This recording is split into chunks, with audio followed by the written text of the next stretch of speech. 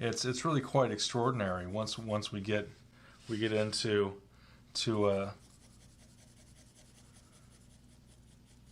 dealing with the charcoal. Again, now we're just getting to a part where there's enough charcoal down. I've layered over it enough that it's really starting to have, you know, just such a lovely quality to it in so many ways. So that's what's really exciting about charcoal. Now again, I could come in here. Again, I could if I think my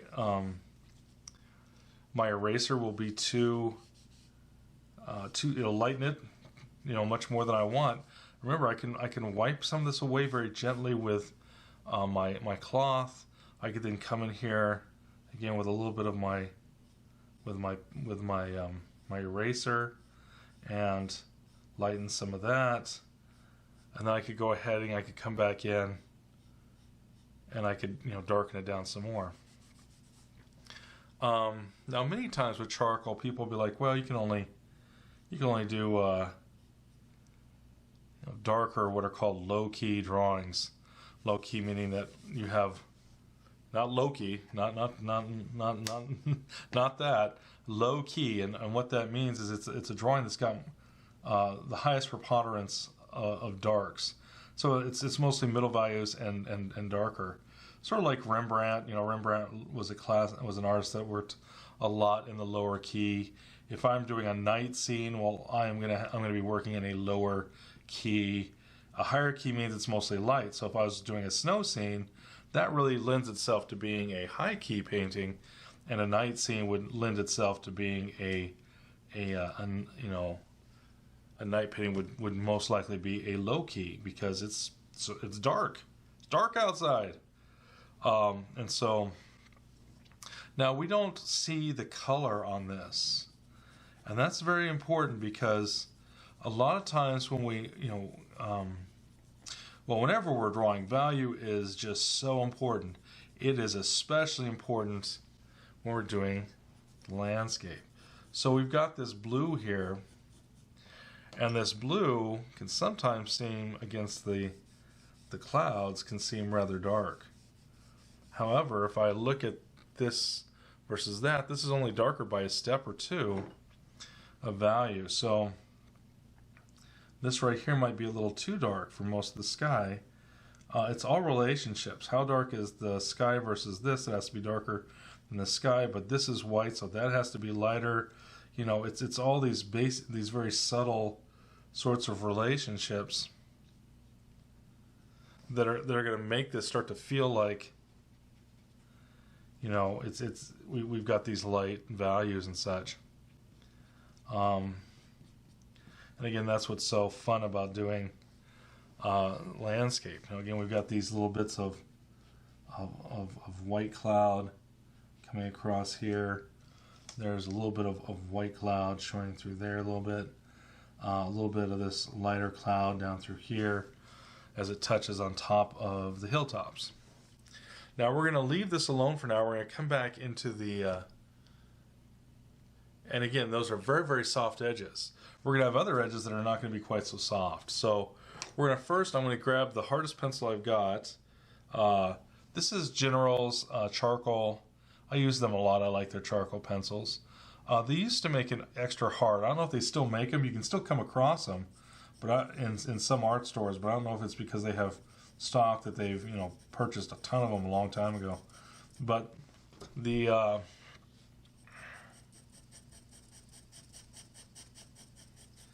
if you can get a hold of those are even lighter than the hard pencil that I'm using right now.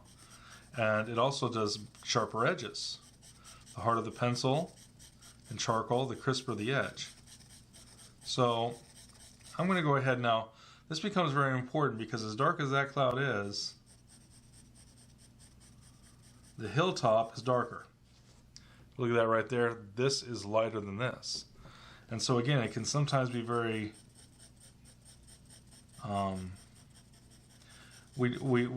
because we're seeing the color, there seems to be more of a jump in value than there actually is, when it's more of a shift of value. And so we're going to go ahead and make sure that the lightest light on this hilltop is darker than the sky.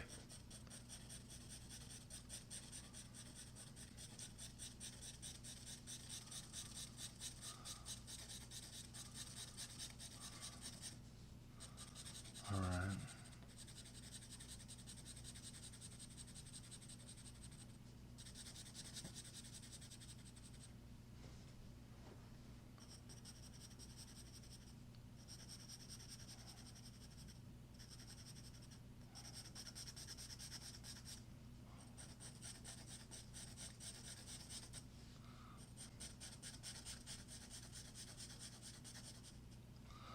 Now, I could either take this so that you can see the overlap marks with the charcoal very, very clearly. And if I wanted to, I could go ahead and start to blend it out so that I don't have quite the edges. But because of the fact that this is the closest hilltop, we want a little bit more, or mountaintop, or what's going to become a mountaintop. We're going to want a little more detail and a little more contrast. So I might leave some of the mark on here just so that it has a little more contrast, but still it's not dark enough. So the lightest lights of this mountain are darker than the clouds. Now there's also all kinds of relationships and edges. I talk about this all the time in my classes, that there's always an edge goes, as one edge goes darker, another edge goes lighter. So that's really important, because over here in the sky, this edge over here is darker, a darker edge against a lighter edge. And then as this moves over, the values actually start to get a little lighter, so that as these two edges touch, that this is the edge that's going darker up there, and this edge is the one that's going lighter. So you come in here a little bit, and we're not making this up. The edge actually does this. As it gets closer to that hill, the shadow under of those clouds is getting a bit lighter. And I don't know if it shows in the photograph, but it's really quite extraordinary how this moves over.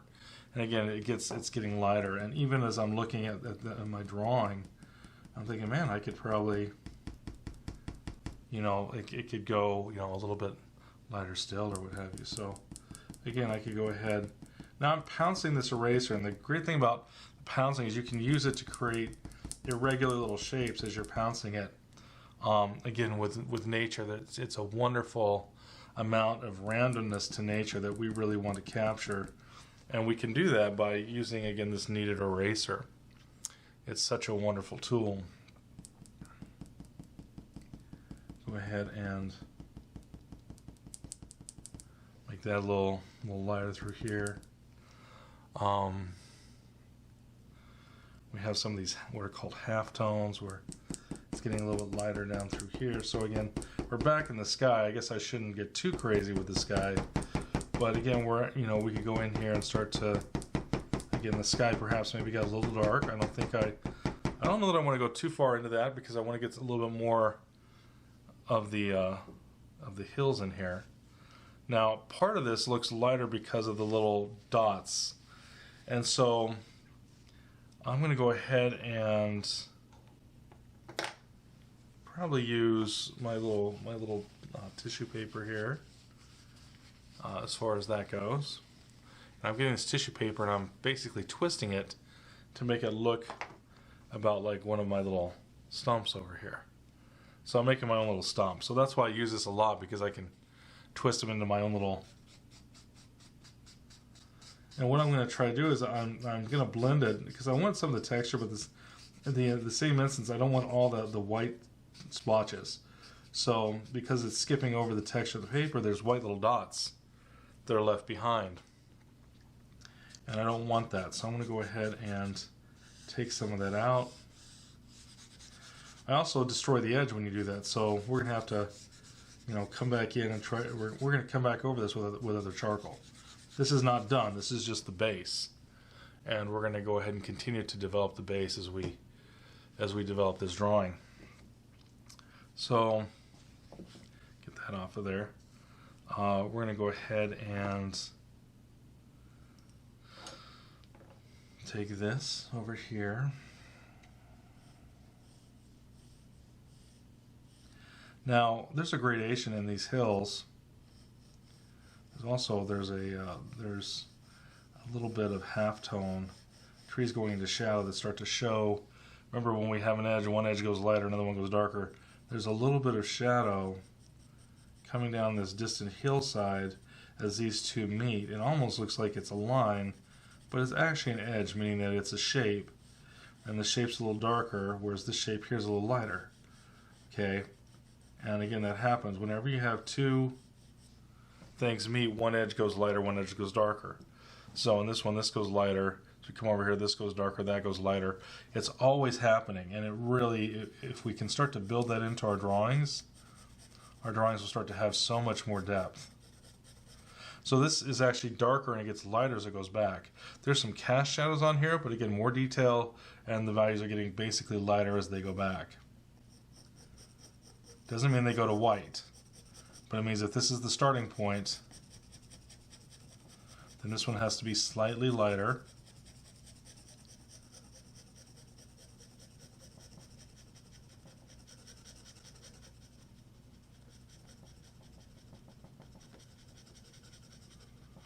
Okay.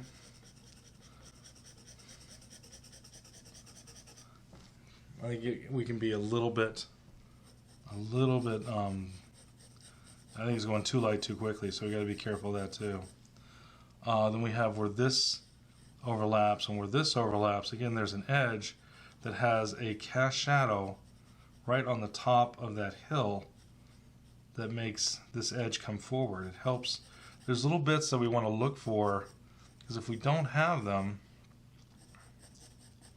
it won't look right. It won't seem like we've got what it's going to take to really play up this hillside.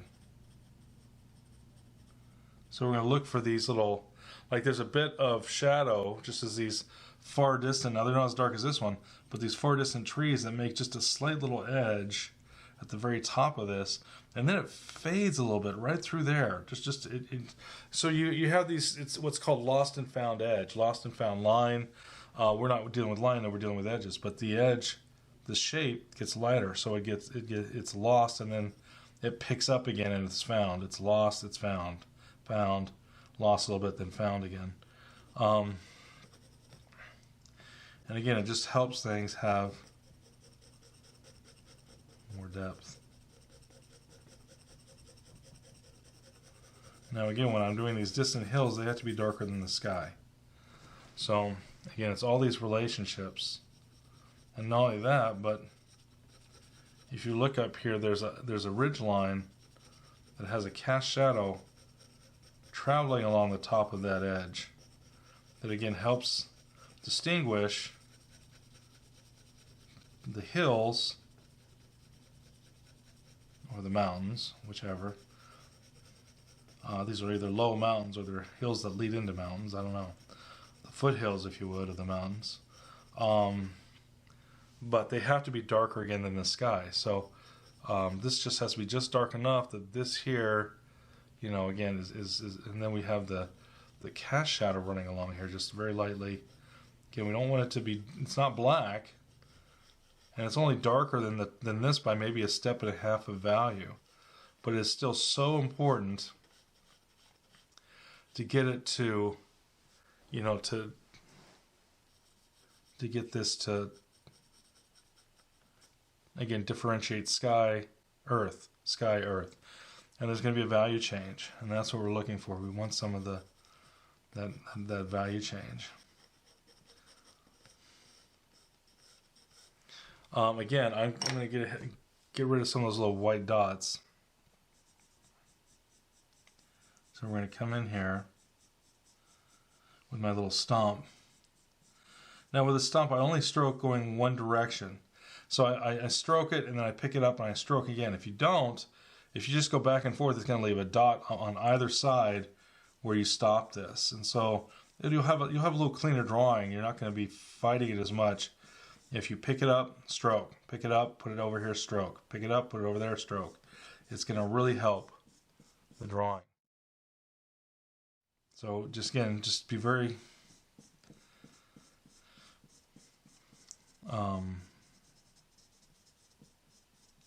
very careful as you use that stump. Don't grind it. Some people will really start to get to grind on it, and that's a mistake. Again, once you ruin your paper, you're going to have to, really, it's going to be a nightmare if you're not careful. Unless you're actually, there's some people, and I've certainly been one of those, that will push it. I did a lot more of this was when I was in school, and I was trying to be, it's more expressive and all these sorts of things. Where I was taking Brillo pads and sandpaper and orbital sanders and things like that, and of course you had to have really good paper that you're working on, but I just beat the living daylights out of the paper while I was making charcoal drawings, trying to bring some expressive quality into the way the marks were made. And it was a lot of fun, but sometimes maybe there was more expression than substance is maybe the way to put it. And so I don't normally get as aggressive these days, but yeah, it's a pretty forgiving medium once you get used to dealing with it.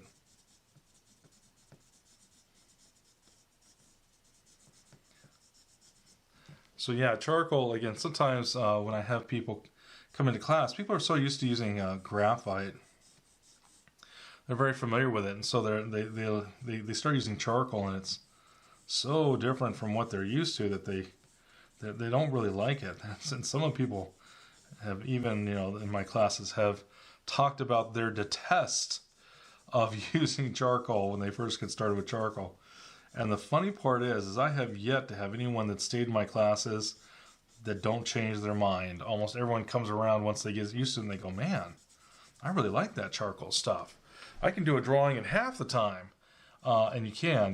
Charcoal can lend itself to... Again, now, of course, that's using different methods. If I was using the method where I'm using powdered graphite, and spraying it on with an airbrush, suspended in an alcohol solution like my teacher was doing, well, then that's fine. Why not? Bring it on. And you could save a lot of time that way. But still, you get a richer quality of value with charcoal. It does have some advantages that are hard to replicate. Not impossible, but harder to replicate in graphite. And that's just that they're at the end of the day, they're different mediums. They're not the same, and that's fine. They shouldn't be the same. They're two different mediums. And so that's what we want. So we're getting a little bit of these. Now, the other thing that people have problems when they first start learning to use charcoal is that they go really dark very quickly. And I'm doing everything I can to reserve my darks. Well, yeah, I haven't got my darks on there yet, but I'm trying to preserve the light. So for the most part, I'm going to try to work in the lighter grays, because charcoal is easy to go dark. And in fact, it's in the beginning, when you first start to use it, it's all you can do not to go too dark too quickly, because it's so easy to make darks in charcoal. Whereas in graphite, you have to build up your darks. Sometimes it can be very hard to get nice rich darks in graphite, where it doesn't get too shiny and all these other things. You have other things you have to worry about when you're working in graphite. But in charcoal, the number one thing that happens is that people have a real hard time controlling their lights. They go too dark too quickly, and at the end of the day, all they have is a super dark, rich, black sort of drawing. And so what this blending and smoothing and using some of the charcoal, vine charcoal and stuff allows us to do is you can work much more easily, much more readily in the higher values of charcoal, and that's why you want to. That's why you use your hard charcoal pencils. You'll use your vine charcoal. It'll just give you just a little bit more.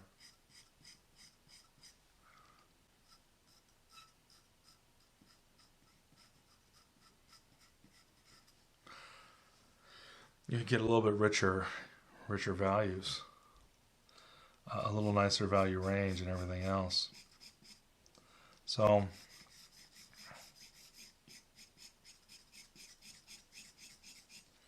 again, this is just a simple landscape. But as we work on this, we're going to start talking about dealing with a little more complex landscapes. We're going to start dealing with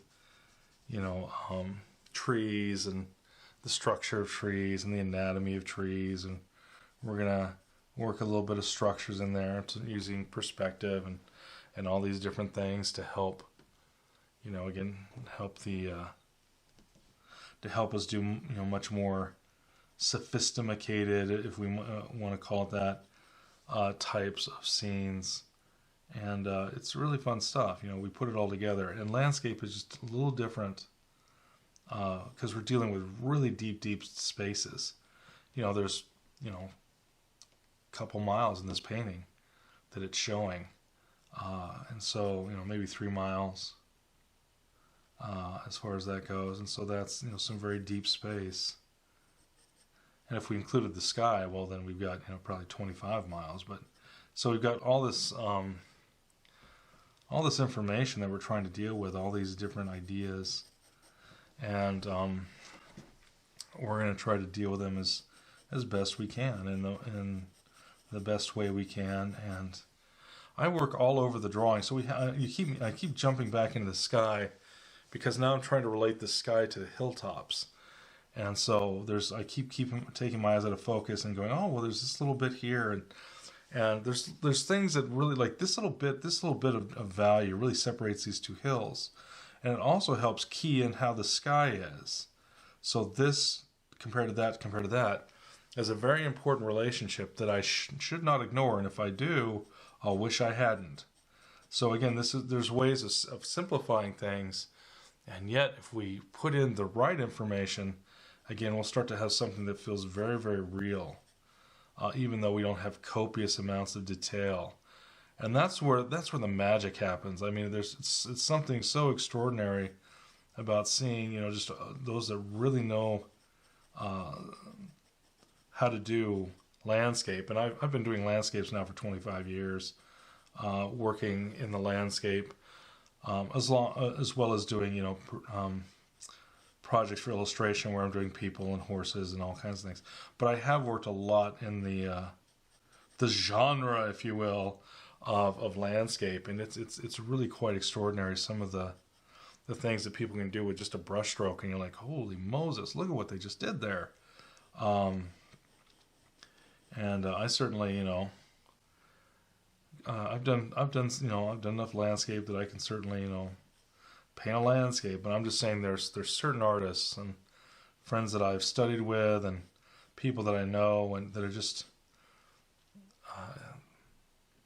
they're magicians. There's no other way to put it. They are, and I've told people all the time. I tell people all the time that drawing and painting is really, it's a visual sleight of hand.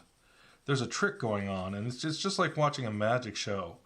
We like the magic. We like being entertained. And it's not near as fun once you see behind the mirror. Once you see how the trick is done, it's not near as exciting. I mean, it's still, cool. Oh, that's how they did that. Wow. Because some of the tricks are pretty sophisticated. What the lengths that they have to go to make the illusions happen are quite extraordinary. And but again, sometimes it's just fun to sit there and be entertained, and to believe that maybe the laws of physics are being bent right before our very eyes. That's just so fun. That's what makes it interesting to go to a really illusionist or whatever you want to call it, someone who really knows what they're doing, where they make you believe something that's happening that's actually not happening at all. Sleight of hand. Again, these people that you have, these street magicians that do these card tricks that are just spectacular, and you're like, wow, how did that? And you're trying to figure out how the trick was, and all these sort of things, and it's a trick, it's not truly magical, and yet it is fascinating to us, and because I think the human spirit is really one that tries to interpret its environment, and its surroundings.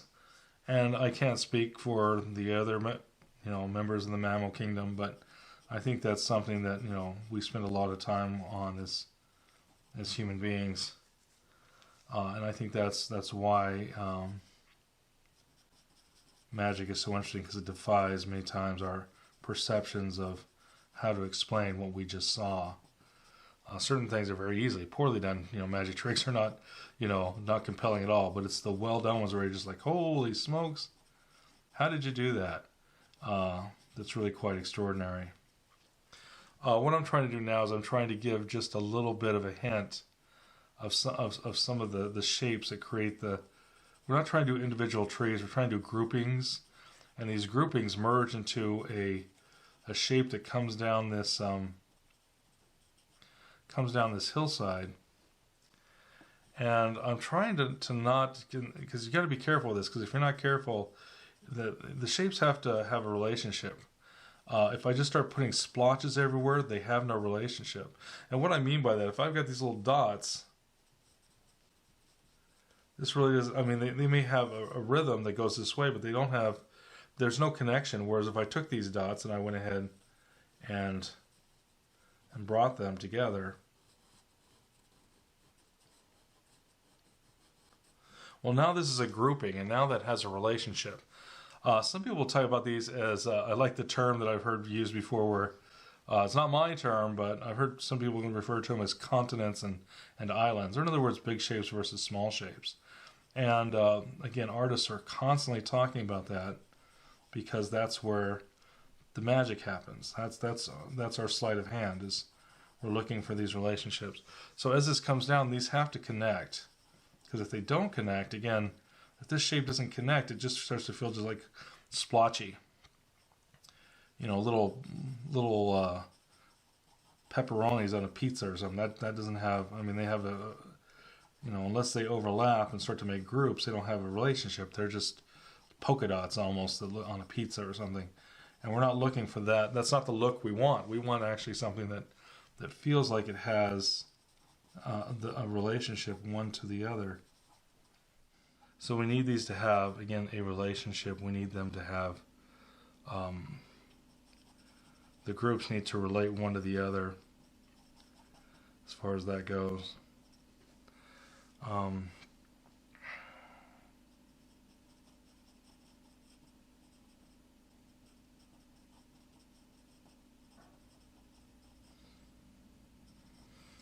So again, we're seeing, again, big groupings of trees and these shadows, and we can't think of them as individuals. This is just like doing hair on somebody's head when you're dealing with portraiture.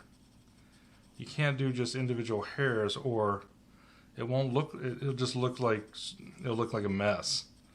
Where if you deal with it as in, this is this shape here, and this is this shape there, and this maybe breaks out, and this comes up, and if you're doing, again, where we start to see these as these shapes having, again, a bit of a relationship coming down this mountain, well, then it's going to start to look like trees. If we start to do just individual spots, it's going to look like spatters on a wall. And so again, we got to know, and the easiest way to see the shapes is to take your eyes out of focus. And I mean, really blur your vision so that all you're seeing is, again, and then you try to act like you're going to trace these things with like a Sharpie marker, a big, thick Sharpie marker where you can't do little tiny splotches. And the reason we want to think about that is because you're going to have to start to merge shapes into other shapes. And if you do that, again, it will start to look like big groupings of things. If you don't do that, it's just going to look like, again, little splatters on a wall. And we don't want splatters on a wall. We want stuff that looks like, again, a big bunch of trees on a hillside. And it's all about how those families read.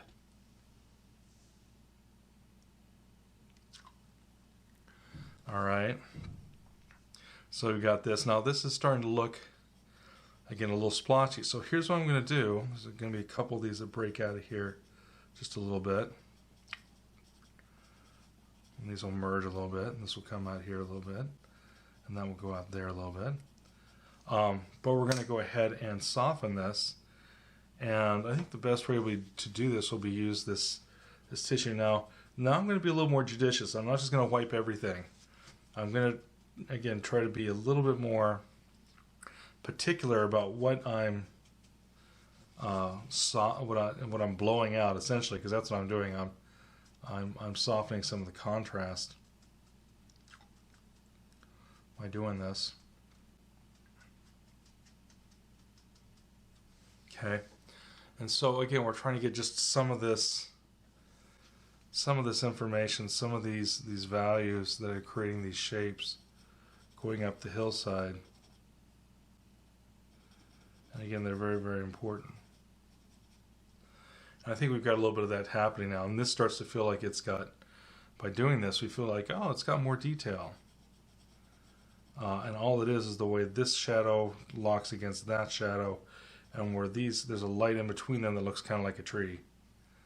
And we can come over and go, well, is this doing the same thing? This locks into here, there's a shadow up here, and where it is between that looks, you know, if you got these triangular shapes, it's going to start to look tree-like.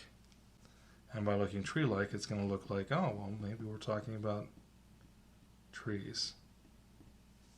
Okay. And that's what we want, where we're starting to look a little bit like we got some trees here. Okay. And again, I'm going to just soften this just a little bit, because we want this to still be behind this stuff in the foreground. So we got to be careful that we don't have too much. If it becomes too splotchy or too much, it's going to start to look like we've got too much detail. Now there's an irregular shape here, but again, it's got to be the same value, because it can't be as dark as this stuff. And we want some of that, so again, that this starts to look again like these are, you know, again, further trees that are further back, and yet have some of the same, you know, sort of similar things happening as far as that goes. All right. So again, we're going to go ahead and we're just going to wipe this just a little bit. Now again, the sky gets a little bit lighter again as it starts to get closer to the, because one edge goes lighter, one edge goes darker, so the sky gets a little bit lighter as it gets closer to this, but it can't be as light as this. So again, it's this relationship. It's you know, it's again this, it's by comparing this versus that and that versus this, and that's how we're going to get this to start to have the feeling of the same values that we have in the photograph. Where this starts to come here and butts against this. This will be a little lighter because one edge goes lighter while another one is going darker. So this goes a little lighter, as this is the blue sky.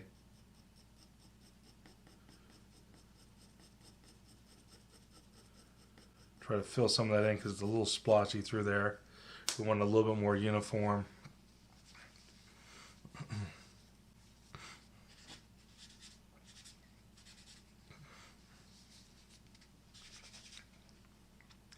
Again, we can see if we can get a little bit more. See, look, this is the gum eraser. That's one of the hard erasers. It really started to blow out back to some white. So again, I can really use this to again make some very soft shapes in this sky, as I'm trying to make it seem like, again, this is, you know, these are clouds, you know, that these are the lighter clouds. And same thing here. This looks like it's a little too soft. We need to kind of bring some more of the light into these clouds over here. And again, we can do that with this gum eraser. So again, the gum eraser is really quite, you know, it's a very versatile, it's great for pulling out some of these lights on here. Again, we're dealing with what we'll fondly call a reductive drawing or a subtractive drawing, where we've added a ground. In other words, we've tinted it with the charcoal, and now we're erasing it away. And a lot of your charcoal drawings are usually combinations of the additive and subtractive. So you not only have I been started out with that ground, but I'm also been adding, additive values. We're putting values in. And like I said, most of your drawings are combinations of those two types of approaches to creating art. So keep that in mind as you're, so we're adding it where we need to, we're taking it out where we need to, we're doing just whatever we have to do to make a decent drawing. And that's what we want to do in this sort of a thing. Now, I think this can get just a little darker here. Now, I don't want this to be the same value as this. This should be a little lighter. Those shadows back here should be lighter. This shadow here should be a little darker, just a little bit more. It shouldn't be black. This over here again should be, again, a little darker in a couple places. We've got some treetops that are, again, casting some shadows. And this should just be a little stronger still. Again, we don't want to go black. We're still just trying to, again, strengthen, a little more contrast as we come out and up through here.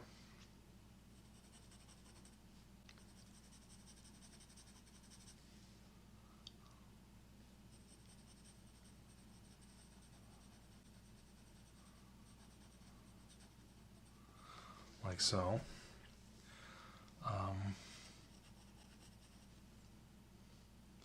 So I think I like some of the information we've got on here.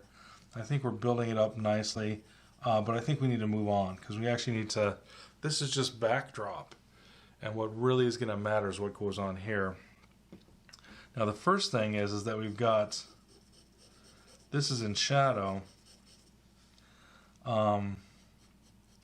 And it's in the foreground. So we're going to see, now this is grass, and I am going to be using some individual marks to kind of show that this is grass, but I'm thinking of groupings. I'm not trying to do just, I don't want you to think I'm doing individual pieces of grass. I'm trying to clump them up into groups. Once again, it's about the groups.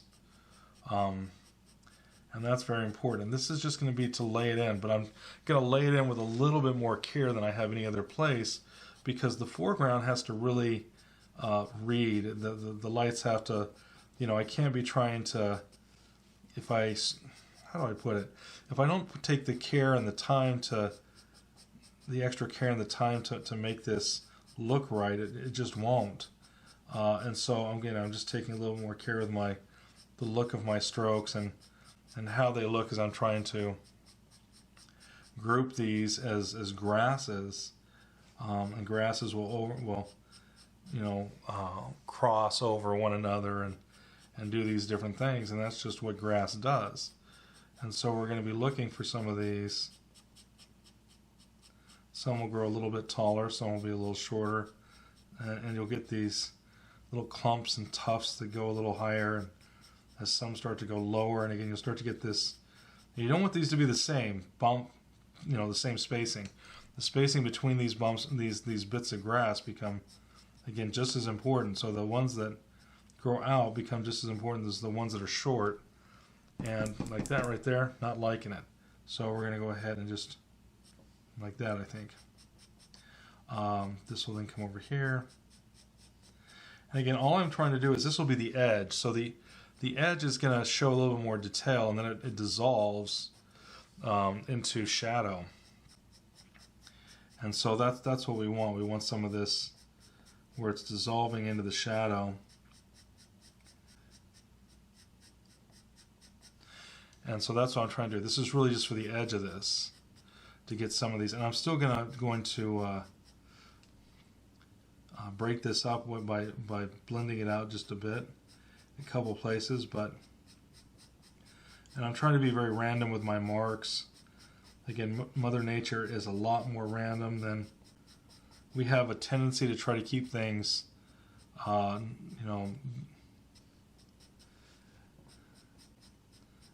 guess not random. That's not the term I'm looking for. But we don't want varied. If we have a varied heartbeat, we're in a lot of trouble. If we're very aware of the sun and moon phases. If all of a sudden that was not doing what we thought it should be, in terms of its the different phases and things like that. Again, it would throw us off, it would throw our eternal clocks off. And so we actually depend on things that don't have randomness, that, you know, during a certain day at a certain time of the year at a certain place on the planet, things, you know, the day is so long and the night is so long, and, you know, this, that, and the other, and this, you know.